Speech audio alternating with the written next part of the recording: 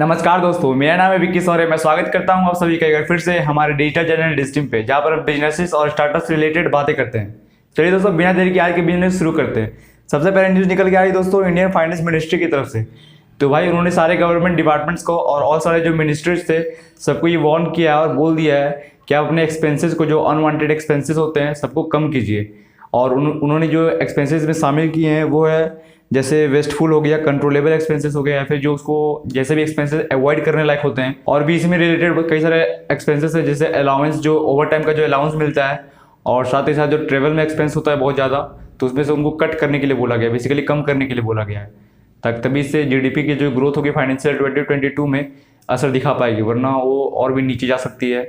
देखते हैं बाकी क्या होता है क्या नहीं। अगली न्यूज़ निकल के आई दोस्तों फ्यूल प्राइसेस की तरफ से। तो भाई कल मैंने आपको न्यूज़ में कवर किया था कि मुंबई की जो पेट्रोल प्राइस है वो लगभग 102 रुपये पर लीटर मार्क कर चुकी है। और आज डीजल की रेट निकल के आ रही है कि उन्होंने भी 100 का मार्क टच कर लिया है राजस्थान के अंदर। तो भाई फ्यूल के प्राइसेस तो कम होने का नाम ही नहीं ले रही है। तो इन्फ्लेशन कहाँ से कम हुआ, क्योंकि पूरी तरह से डिपेंडेंट जो होता है इन्फ्लेशन हमारा, वो कमोडिटीज़ पे ही होता है, पेट्रोल और डीजल्स पे ही होता है, क्योंकि ट्रांसपोर्टिंग में जो खर्च आता है तो उसी से इन्फ्लेशन काफ़ी ज़्यादा डिपेंड करता है। तो अगर गवर्नमेंट, स्टेट गवर्नमेंट्स अगर इस पर टैक्स कम नहीं करती है तो ये इन्फ्लेशन बढ़ता ही जाएगा। अगली न्यूज़ निकल के आ रही दोस्तों इंडिया के फॉरेक्स रिजर्व की तरफ से। तो भाई पहली बार ऐसा हुआ है कि उसने $600 बिलियन का मार्क टच किया है, पहली बार। और कुछ टाइम पहले न्यूज़ में मैंने कवर किया था कि वो लगभग 590 मिलियन के डॉलर के आसपास थी, और वो उसमें पूरा डाटा निकल के नहीं आया था। लेकिन अभी जो लास्ट वीक खत्म हुआ है 4 जून को, उसमें आरबीआई ने अगर फ्राइडे को कल ही एक डाटा निकाला जिसमें पता चला कि 600 बिलियन मार्क टच कर चुकी है।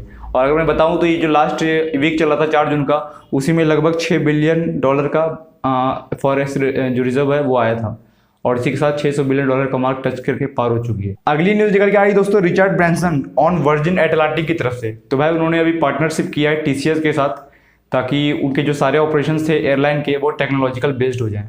तो अभी कुछ समय पहले रिचर्ड ब्रांसन का एक और न्यूज़ निकल के आया था कि वो अभी जेफ बेजोस से पहले जा सकते हैं स्पेस के अंदर अपनी कंपनी से। तो देखते हैं भाई उसमें भी इनका कैसा हाल होता है। अगली न्यूज़ निकल के आई दोस्तों फेडरल बैंक की तरफ से। तो भाई उन्होंने भी अभी एक एग्रीमेंट साइन किया है IT मेजर इन्फोसिस से, ताकि वो अपने कस्टमर रिलेशनशिप जो मैनेजमेंट एक SaaS सॉफ्टवेयर होता है उसके बेसिस पे अपने कस्टमर के एक्विजिशन को एक्सपेंड कर सके। तो ये जो SaaS सर्विस होता है दोस्तों, customer relationship management CRM software, ये कैसे काम करता है अगर आपको नहीं पता तो मैं SaaS पे केस स्टडी बना चुका हूँ पहले ही, और उसमें मैंने पूरा कंप्लीट डिटेल्ड किया है कि SaaS कैसे काम करता है। क्लाउड कंप्यूटिंग भी मैंने बताया है उसमें।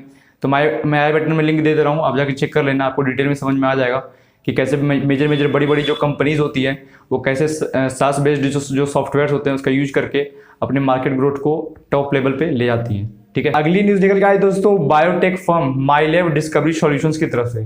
तो भाई उन्होंने एक्टर अक्षय कुमार को अपना ब्रांड एम्बेसडर चुन लिया है और अपॉइंट कर लिया है। और साथ ही पहले कुछ न्यूज़ में मैंने कवर किया था कि माइलेव सॉल्यूशंस जो है अभी अपनी देश की पहली सेल्फ कोविड टेस्ट किट निकाली थी जिसका नाम था कोविसेल्फ। अगली न्यूज़ निकल के आई दोस्तों जेसीबी इंडिया की तरफ से। तो जेसीबी इंडिया ने भी ये अनाउंसमेंट कर दिया है कि जितने भी उनके एम्प्लॉयज़ थे जिनकी कोविड-19 से डिकीज हुए हैं, जो जिनकी डेथ हुई है बेसिकली, उनके वो फैमिलीज़ को वो बेनिफिट्स ऑफर कर रहे हैं। तो ये अच्छी बात है। अगली न्यूज़ निकल के आई दोस्तों ई-कॉमर्स मेजर फ्लिपकार्ट की तरफ से। तो भाई उन्होंने हाल ही में तेलंगाना की जो गवर्नमेंट है उनसे पार्टनरशिप कर लिया है, ताकि वो ड्रोन डिलीवरी के माध्यम से वैक्सीन की डिलीवरी कर सकें। और उन्होंने इस प्रोजेक्ट का जो नाम रखा है वो है मेडिसिन फ्रॉम द स्काई।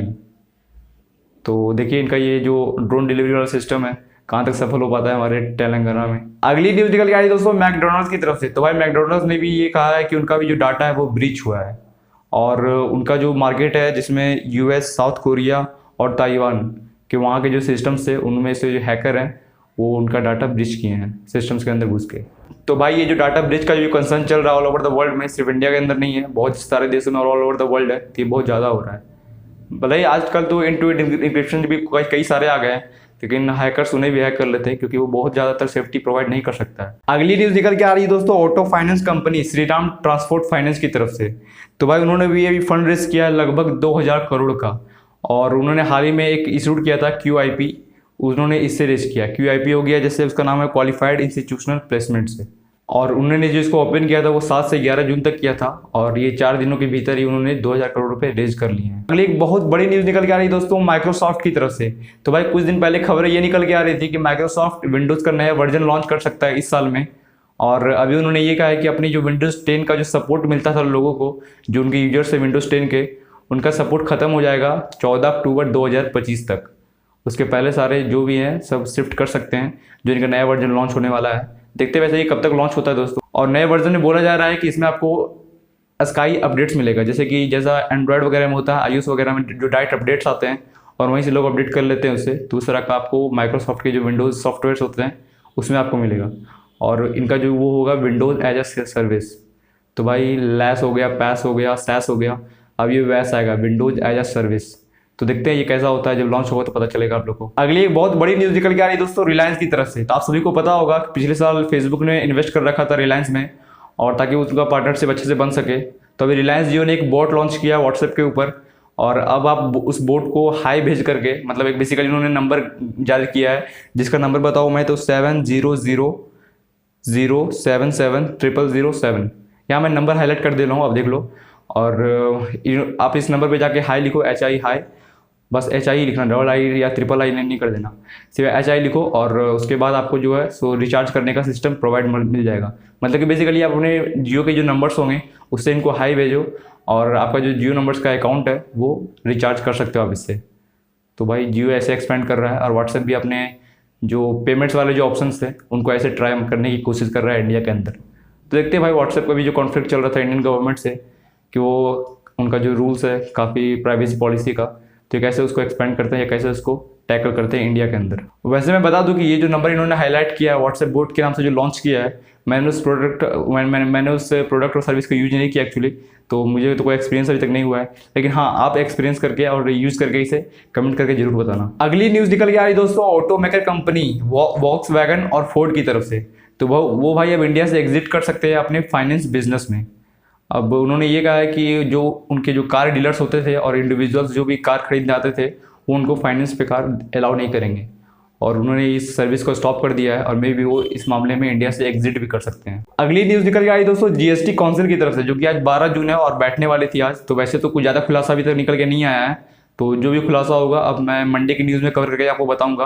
लेकिन अभी एक न्यूज़ निकल के आ रही है इसी के GST काउंसिल की तरफ से। तो भाई जो फाइनेंस मिनिस्ट्री है, कोविड-19 से जो टैकल करने के लिए जो मेडिकल इक्विपमेंट्स होती थी और जो भी ज़रूरी आइटम्स होती हैं, मेडिसिन वगैरह, तो उन पर GST रेट जो है घट सकता है टिल 30 सितंबर।